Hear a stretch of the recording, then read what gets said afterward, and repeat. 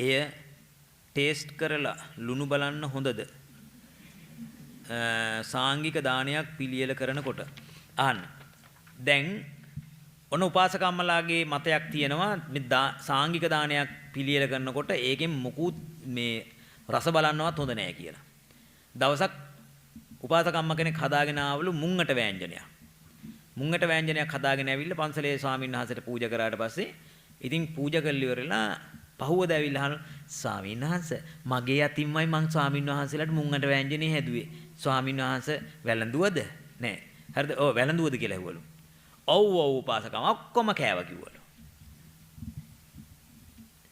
ඒ කියන්නේ මොකද්ද? කටේ තියන්න බෑ ලුණු වැඩි විසික් කරා බල්ලා ඔක්කොම කෑවා. වැළඳුවද කියලා ඇහුවට පස්සේ මොකද? ඔව් ඔව් උපාසකම ඔක්කොම කෑවා කිව්වලු. කාල් තියෙන කවුද? බල්ලා.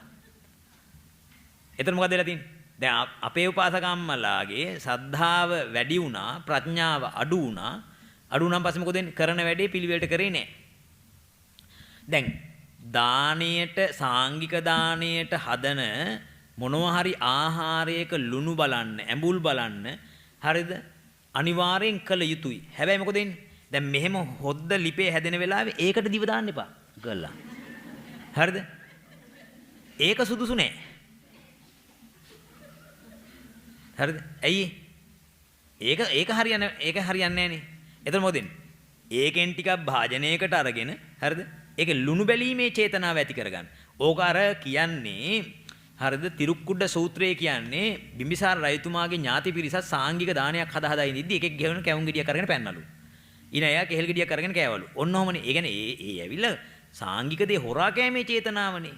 සාරිපුත්ත ආදී මහරහත් ඒ කියන්නේ මහා සංඝරත්නයට පිළියෙල කරන එක ඌ පෞද්ගලිකව කෑවා.